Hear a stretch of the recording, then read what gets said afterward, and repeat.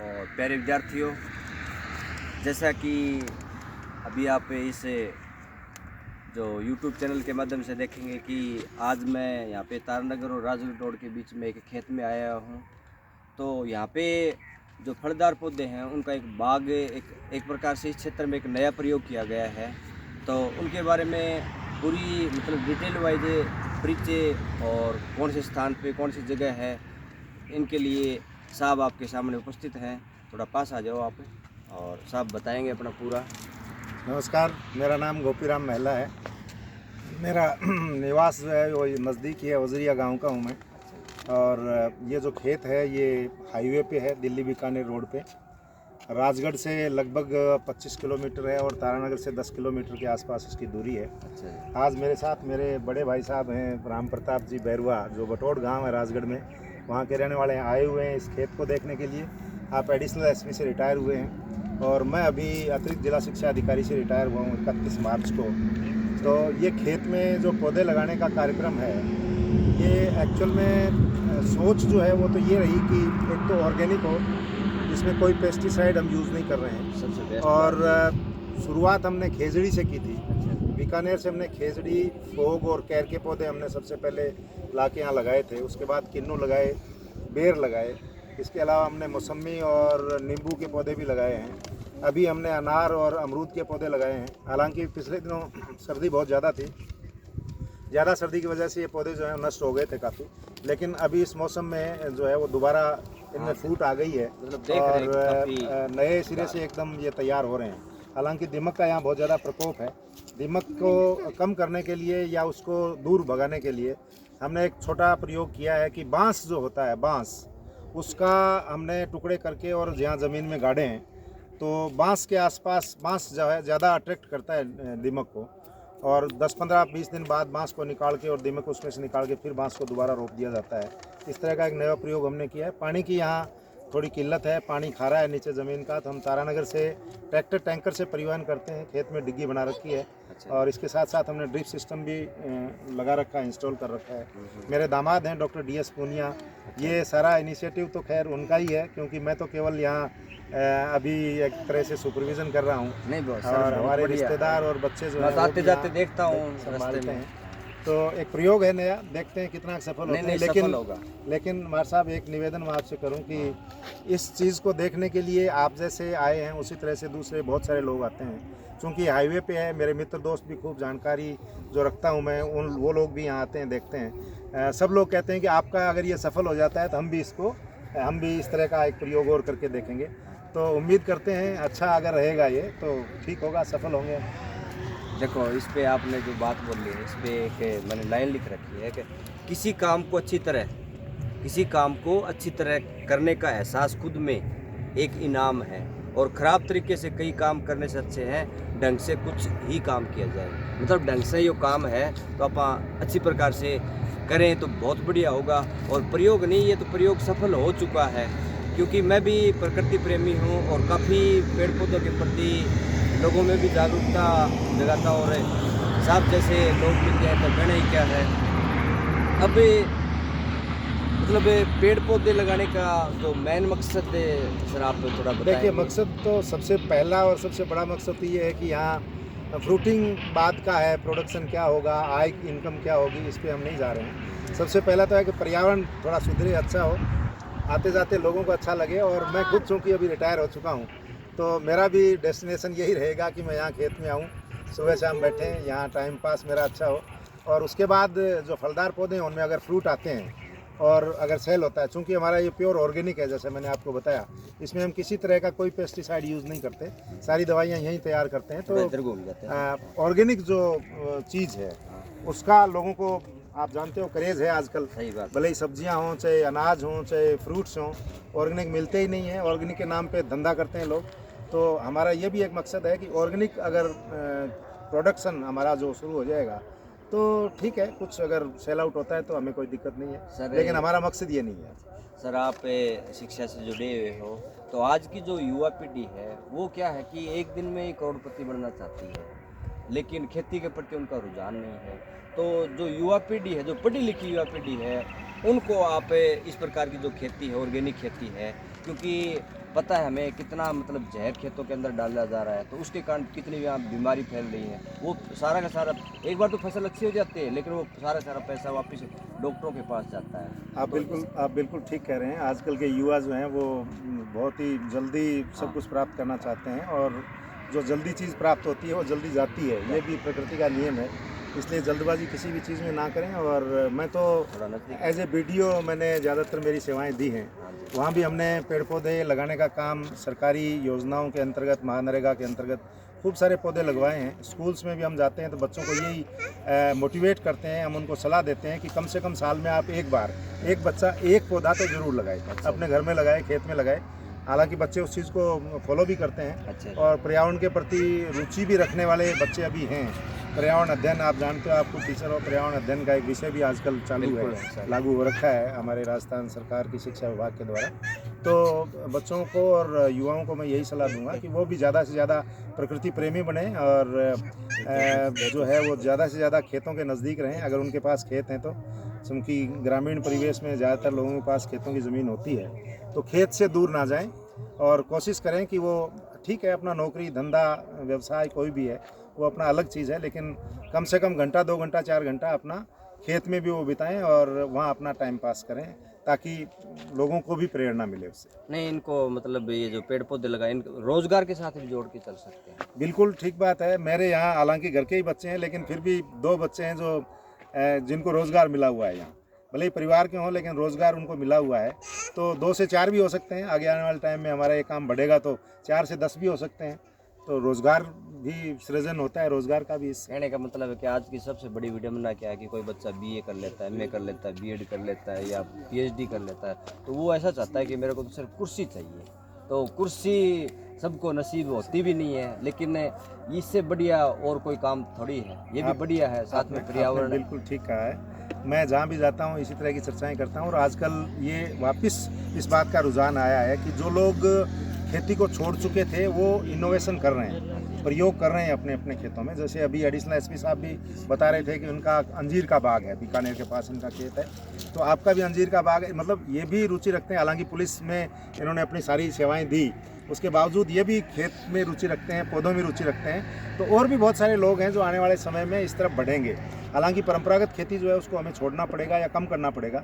हमारे खेतों में पहले आप जानते हो बाजरा, ग्वार, मोट, मूंग और चना, इसके अलावा कुछ होता ही नहीं था। तो आजकल ये चीज़ें यहाँ आने लग गई और देखा देखी जो है लोग दूसरे देखेंगे तो इसकी तरफ भी बढ़ेंगे। हालांकि मैं ये नहीं कहता कि वो चीज़ें छोड़ दो, आप परंपरागत खेती को भी बनाए रखें, लेकिन उसके साथ साथ आप नए नए प्रयोग भी करें और पेस्टिसाइड का यूज जो है वो कम से कम करें। क्योंकि हमारे यहाँ जो, अब भगवान जाने, लेकिन कैंसर का जो रोग बढ़ा है हमारे आसपास, वो डेफिनेट कहीं ना कहीं उसका पेस्टिसाइड का कोई रोल है उसमें।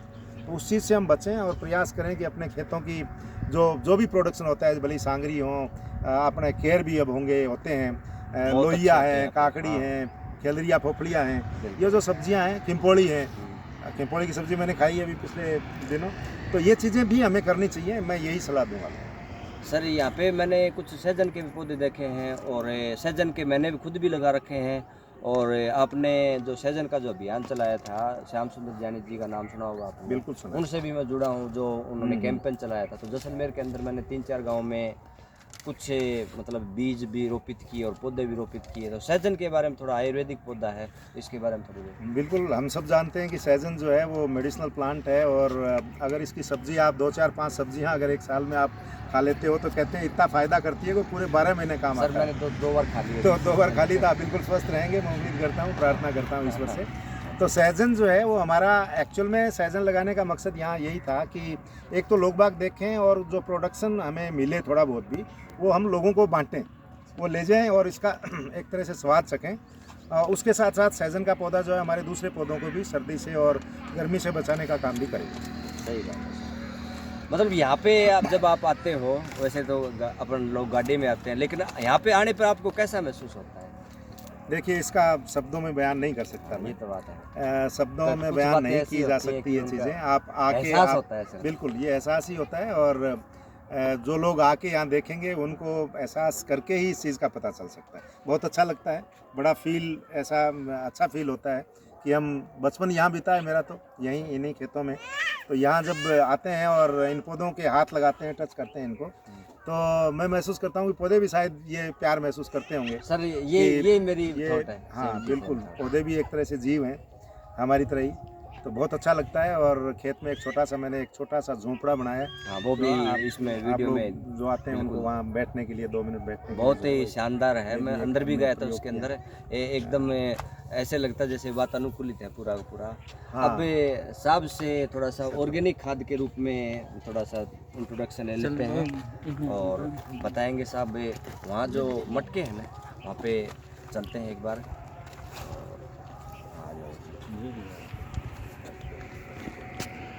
वहाँ बताएंगे क्या? हाँ, कहों की भी हाईलाइट है। हाँ इंद्र विजय, इसका भी फोटो ले। शीश राम का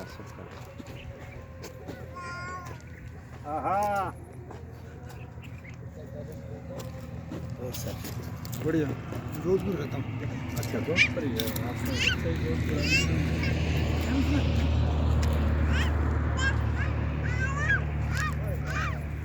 फोटो का भी साहब ने बता लेना। आओ साहब, साहब से राम प्रताप जी आओ, आप ही दोगे इसका यहाँ ऑर्गेनिक खाद का। और ये कैसे कैसे तैयार करते हैं, इनमें क्या क्या है वो भी आप बताइए। बता दे क्या आजकल देखो ज़्यादातर जो बाज़ारों से जो खाद मिलती है या जो जिसको बोलते हैं उर्वरक बोलते हैं वो काफ़ी नुकसानदायक होती है। तो यहाँ पे मैंने आके देखा कि मटकों के अंदर कुछ डाल रखा है, पता नहीं मेरे को क्या डाल रखा है। तो साहब से और अनिल भाई साहब से पूछेंगे और पूरी इसमें डिटेल वाइज जानकारी देंगे। पहले अनिल आप बता दो, फिर ऑर्गेनिक के बारे में वो बता दो। और अनिल से मैं तो कई बार मिला हूँ यहाँ पे। हाँ, इसके अंदर एक में तो धतूरा है, जैसे इसके अंदर नीम है, नीम के पत्ते हैं, इसके अच्छा जी। अंदर तुम्बे, हम्म, इसके अंदर तम्बाकू है अच्छा जी। और मिर्च है सूखी हाँ, और लहसुन का लहसुन का भी है, प्याज का भी गड़ा है। अच्छा। और तांबा और लोहे के तांबा। कुछ छड़े हैं इसमें, तांबे और लोहे की। तो बाद में इनको मिक्स करते हो कैसे? हाँ, खाद मिक्स- कैसे ऑर्गेनिक खाद कैसे मिक्स तैयार करते हैं, इसके अंदर से आधा आधा लीटर निकाल कर स्प्रे करते हैं। अच्छा, स्प्रे भी करते हैं और अंदर वैसे नीचे भी डालते हैं हाँ, क्या जड़ों में भी पौधों डालते में भी डालते हैं। हैं? अच्छा, तो इनसे पौधों के मतलब बढ़वार कितना फायदा होता है आपने देखा है? फायदा तो होता है, इसके अंदर से स्प्रे करते हैं, जैसे कोई लट हो, कोई और कोई रोग हुआ, पतंग है, हाँ, वो मिट जाते हैं। हाँ, उस दिन भी मैंने बात की थी कि यहाँ पे जो स्प्रे है उसकी आवश्यकता ही नहीं हाँ। पड़ती, सिर्फ ऑर्गेनिक है। ऑर्गेनिक है। तो मैं आप YouTube चैनल के माध्यम से आपको भी कहना चाहूँगा कि आप भी जैसे जो विधि बताई भाई साहब ने, अनिल भाई साहब ने, तो आप भी ये विधि बिल्कुल सस्ती है और घर पे या अपने जो प्राकृतिक क्षेत्र में राजस्थान का जो क्षेत्र है उसमें ऐसी चीज़ें मिल सकती हैं और आप भी ये प्रयोग कर सकते हो और अपने घर पे तैयार कर सकते हो। अब थोड़ा सा रिक्वेस्ट करूँगा ऑर्गेनिक खाद के बारे में और थोड़ी जानकारी साहब अपना परिचय के साथ में मैं बताएंगे। राम प्रताप गांव भटकोट का रहने वाला हूँ, मेघवाल जाति से हूँ। अच्छा जी। पुलिस के अधीक्षक पद से रिटायर हुआ। मेरा हमेशा से खेती से जुड़ाव रहा है और मुझे बड़ा अच्छा लगता है कोई बाग तैयार करता है या जिसका तैयार शुदा बाग है तो भी मैं जाता हूँ और उनकी विधि को मैं सीखता हूँ। मेरे खुद के सत्तासर जिला बीकानेर, वहाँ पे RD 620 पे मेरा सत्ता सर गया हूँ सर मैं वहाँ। वहाँ मेरा इसका अंजीर का बाग है, काफ़ी बड़ा बाग है। तो मैं ये विधियाँ पहले अपना चुका हूँ। ये जो चीज़ें घोल बनाई जाती हैं, ये फलदार कोई भी पौधा हो, फलदार, उसके फंगस लगना वाजिब है। क्यों? आसपास में कीट पतंग है, दूसरे हैं और है, तो वो सारे के सारे जो मक्खी है, मच्छर है या जो भी हवा का रुख से आ जाते हैं तो वो फिर फंगस लग जाती है ना, तो फिर पौधे का उठाव रुक जाता है, फ्रूटिंग बंद हो जाती है और ऐसा लगता है कि ये क्या हो गया, इसके पत्ते सूख जाते हैं। तो ये ऑर्गेनिक जो छिड़काव है ये उस फंगस को मारता है और जो पौधों की जड़ों में जो चीज़ दी जाती है वो दूसरी खाद होती है। जैसे आपने ये सरसों की जो खड़ी है हाँ, ये है, उसके अंदर जैसे रसकट गुड़ डाल दिया, गुड़ का है। गुड़ डालने के बाद में ड्रम भर दिया आपने, ड्रम को हिला दिया, ऊपर जो इसके बैक्टीरिया आते हैं उसकी एक म्याद होती है, अच्छा जी। वो दिखते नहीं है। आप मैग्नीफाई ग्लास से देखोगे तो अब तैयार है। तो जो तैयार हो तो उसमें 2-3 जगह निकाल के फटाफट जड़ों में डाल देना चाहिए। ये ज़्यादा रखना नहीं चाहिए। ये तैयार खाद होती तुरंत इसको यूज़ करना चाहिए। मतलब यूज़ अब नहीं करेंगे। टाइम पीरियड कितना होता है इसका 1 वीक ही है। अच्छा 1 वीक। उसको पूरा कर दो, दोबारा डाल दो। अच्छा तो ये बहुत ज़्यादा पौधों को इतनी खुराक मिलती है कि जैसे आप ये समझो कि पानी और खुराक मिल जाए तो पौधे में बढ़ने में देर थोड़ी लगती है। अच्छा। अब ये पौधे आपको ऐसे लग रहे हैं, मैं समझता हूँ कि आप सितंबर में आके देखना इन्हीं पौधों को, काफी ग्रोथ होगी। क्या डबल तिबल हो जाएंगे। ये ऐसे लग रहा है, नहीं तो इसमें हताश नहीं होना चाहिए। मैं तो भाई साहब को कह रहा हूँ, तो देखो इसमें पौधे कुछ देखो हाँ मरेंगे, मर भी जाते हैं तो उसका कोई अफसोस नहीं है। अब देखो, दीमक ये की तो सबसे बड़ी समस्या में जो संघर्ष करेगा वो जीवित रहेगा। दीमक की जो प्रॉब्लम है, तो दीमक का तो तोड़ निकाल रखा है इन्होंने। हाँ, एकदम ये बांस वाला सिस्टम मेरे वहाँ नहीं है। इसमें बांस वाला मेरे वहाँ बांस वाला इसलिए नहीं है कि वहाँ दीमक नहीं है। अचंबा हुआ मेरे को तो। दीमक नहीं है एकदम वहाँ, इकट्ठी तो होगी बांस के मेरे अंदर। पौधे तो सीधे आंधी से चपेट में आते हैं। अच्छा इन वहाँ पे आंधी पौधों पे कुछ ज्यादा। आंधी आती है, रेत उनके पत्तों पे पड़ती है तो फंगस लग जाती है। आ जाए। ये है, तो ये अच्छी, मेरे को बड़ी खुशी हुई। आज दिन में बात हुई तो इन्होंने कहा आ जाओ आप। हाँ। मैंने कहा ठीक है आते हैं, तो मैं बड़ा खुश हुआ। Very good. मेरे भी सहयोग की बात है, 2 अधिकारी। नहीं होना चाहिए। मैं आम जनता से भी ये कहना चाहता हूँ कि बस जरूरी नहीं आप ये बाग का खर्चा कर सको, इसके अलावा दूसरी आप 10 पौधे ही लगाओ ना, क्या दिक्कत? नहीं नहीं सर मैंने भी लगा रखे हैं। मैं बताऊँ दूसरी चीज़ और बताऊँ आपको। हाँ। हर खेत में मैं यहाँ देख रहा हूँ खेजड़ी के पेड़ है। हम्म, खेजड़ी के पौधे को आप लूंग के निकालने के लिए छांगो मत। अच्छा जी। मेरा ये कहना है, छांग नहीं, छांग करके इसकी जो सांगरी लो। सांगरी ले आप, हाँ, एज ए क्रॉप ले। अच्छा। ये सांगरी सूखने के बाद में 1000-1200 रुपये किलो जाती है। और हमारे ये क्या कि अशिक्षा के भाव में या आलस्य समझो या ऐसा या concept थोड़ी बहुत नहीं है। जरूरत लकड़ी की, घर में जरूरत पड़ी कि तोड़ लेंगे, बाकी खोखे बन जाते हैं। हाँ तो इसका प्रॉपर यूज हो जाए तो ये बाग ही है। बागी बिल्कुल और ये ऐसा बाग है जो ऑर्गेनिक बाग है। बिल्कुल ऑर्गेनिक है sure। सीजन में सांगरी की 4 सब्जी खा ले, कैरियों की 4 सब्जी खा ले, या सहजने की 4 फली खा ली आपने, आपको डॉक्टर के पास जाने की जरूरत नहीं है। हम कभी डॉक्टर के नहीं नहीं जाते। सर, ये तो मैं भी फील कर रहा हूँ क्योंकि तो 2 ये बार जो मैंने चीज़ है की। जनता को, आम आदमी से मेरा मतलब ये है कि जो बच्चे आज नौकरी की तलाश में घूम रहे हैं, तो उनको नौकरी का पता है कि मिलेगी कि ना मिलेगी। ये नौकरी तो आप कभी स्टार्ट कर सकते हो। सही हो। और इसमें एक लाइन बन जाती है, फिर इसने किया तो मैं भी करूँ, वो कर रहा तो मैं भी करूँ।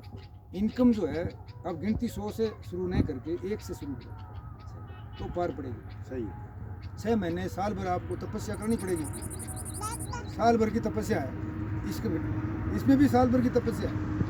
कुछ पौधे ऐसे हैं 3 साल में फल देंगे, संजना ऐसा है साल में ही दे देगा।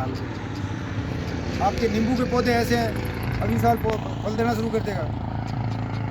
ये तो फल भी साथ में देखो, आम और गुठली के दाम वाली बात है। लेकिन इसका फिर ढीला नहीं छोड़ना। ये नहीं कि सब बाग हो रहा है चलो ठीक है। इस पौधे को और बच्चे को पालना सबसे बड़ा टेढ़ा काम है। मैं तो यही कहना चाहूँगा कि इसमें आइए, आप लोगों का स्वागत है और करके देखिए। आप ये करेंगे तो आपके 2 दोस्त और जुड़ेंगे, दोस्त नहीं तो 2 रिश्तेदार जुड़ेंगे। नहीं तो 3 पर्यावरण भी तो सामने नहीं होना चाहिए। पर्यावरण की सुरक्षा करेंगे तो बरसात आएगी। ये हरे पौधे बरसात को आकर्षित करते हैं। और आज दुनिया के अंदर असलियत में तो पेड़ काटने का अभियान चला हुआ है। भाई साहब तो पूरे दिन काम करते पेड़ काटने का एक तरह से अभियान से ही चल गया। बहुत ज्यादा। तो पेड़ रहे कहाँ हैं? अभी तो हाईकोर्ट को कहना पड़ा है कि सोलर प्लेट्स के चक्कर में आप खेजड़ी मत काटो। रोका हाईकोर्ट ने आदेश मेरे दिया। खुद के सोलर प्लेट है, मैंने ऐसी जगह लगा के टिब्बे के ऊपर है हाँ, हाँ। जहाँ आसपास कोई पौधा ही नहीं। मुझे पता है ना, क्योंकि हम लोग जो है अच्छे सभ्य लोगों में बैठते हैं, साइंटिस्ट के साथ हम बैठते हैं, डॉक्टरों के पास हम बैठते हैं, गुरुजियों के पास हम बैठते हैं, पुलिस वालों के साथ हम बैठते हैं, अच्छे आदमी जो हैं रिटायर्ड लोग हैं उनके पास बैठते हैं। हमारा वक्त हम फालतू जाया नहीं करते। कहते हैं जैसी संगत वैसी रंगत होगा। ये चीज़ है जी, रुझान की बात है। अब हमें पता है कि अच्छी तरह से जनता की सेवा की, जैसी भी की, रिटायरमेंट आ गए तो अब हमें यही करना है कि पर्यावरण को बचाओ। एक छोटे रूप में बचाओगे तो आगे भी बचते रहेंगे। आपका बहुत बहुत धन्यवाद है। एक अनिल भाई साहब से पूछूंगा मैं, एक तो ये बताओ आपने कितनी बीघा में ये पेड़ पौधे लगा रखे हैं? ये 14 बीघा 14 बीघा में। और 3000 पौधे। 3000 पौधे हैं। और वैरायटी कितनी लगभग इनकी? लगभग 20-21 20-21 वैरायटी। तो वैरायटी के हिसाब में भी नाम बता दिए, और थोड़ा सा आप जल्दी थोड़ा बताएंगे। जैसे कैर है, हाँ। खेजड़ी है, हाँ। किन्नू है, एप्पल और झाड़ी है, नींबू है, मौसमी है, अंजीर है, अमरूद, अनार भी हैं, और सागवान भी हैं, लेसवा भी हैं, भोग भी हैं, आम भी हैं। अच्छा जी। ये पौधे चंदन चंदन चंदन भी, चंदन महोगनी, दक्षिण भारत महोगनी है, महोगनी भी है। पूरा मतलब पूरे भारत के पौधे इकट्ठे कर दिए यहाँ पे। और मैंने देखा कि आते जाते मैं देखता हूँ कि आप बहुत मेहनत करते हैं। सागवान, सागवान तो आ गया बता। सागवान कहने का मतलब पहले सोचते थे कि यार राजस्थान में क्या होता है क्या नहीं होता है, सब कुछ होता है यहाँ पे। आदमी का जज्बा है ना वो मतलब मजबूत होना चाहिए, कुछ भी हो सकता है। तो साहब आपका बहुत Thank you. बहुत धन्यवाद आपका भी टाइम बहुत देने के धन्यवाद। लिए। कभी नहीं, टाइम आप आए, मिले आप तो तो मेरे चलो उधर आना, आप बता देना कि मैं जा रहे हैं तो हम आपको विजिट कराएंगे। बिल्कुल सर, आप आते जाते मैं टाइम दिया खुद करो, जो अशोक। पिछाड़े पौधे ले, मैं वहाँ से बीचवाड़ है ना बीकानेर, वहीं से बीचवाड़। पौधे मैं 1500 पौधे लगाए हैं। हाँ जी। चलो, ठीक है, थैंक यू। हाँ बहुत बहुत सर, धन्यवाद। थोड़ा सा बहुत बहुत धन्यवाद। और थोड़ा सा इधर ये जो रहने का स्थान है प्राकृतिक रूप से कैसे तैयार कर रखा है, और एक वो डिमुक वाला आपको बांस वाला वो दिखाएंगे। एक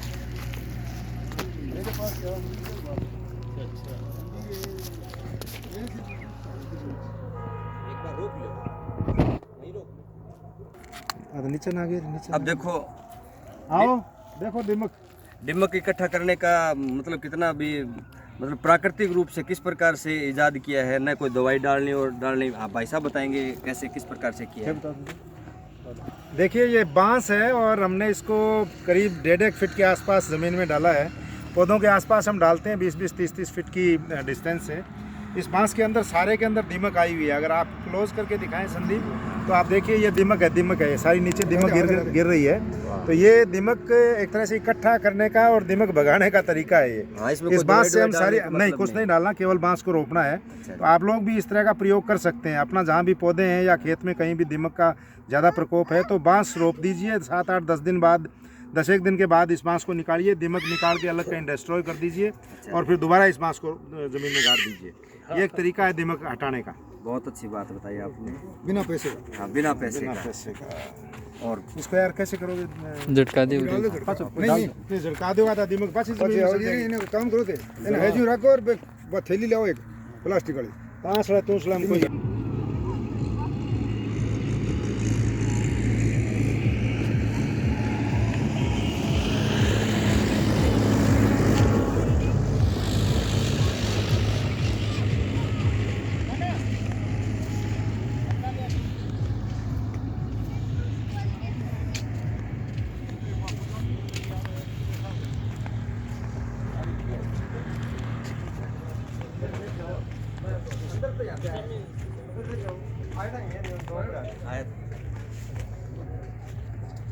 अब देखिए आप यहाँ पे एक झोपड़ी नुमा आकृति दे रखी है, लेकिन फैसिलिटीज सारी हैं जो आज के टाइम में होनी चाहिए।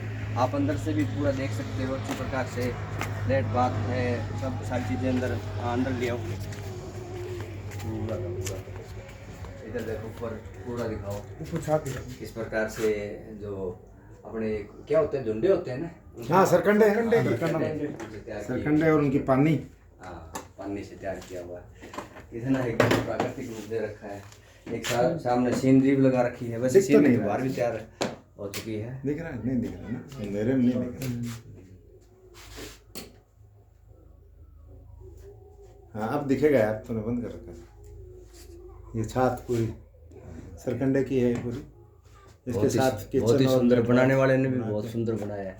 पूरा का पूरा एकदम रूप दिया है, देखने में भी अच्छी लग रही है।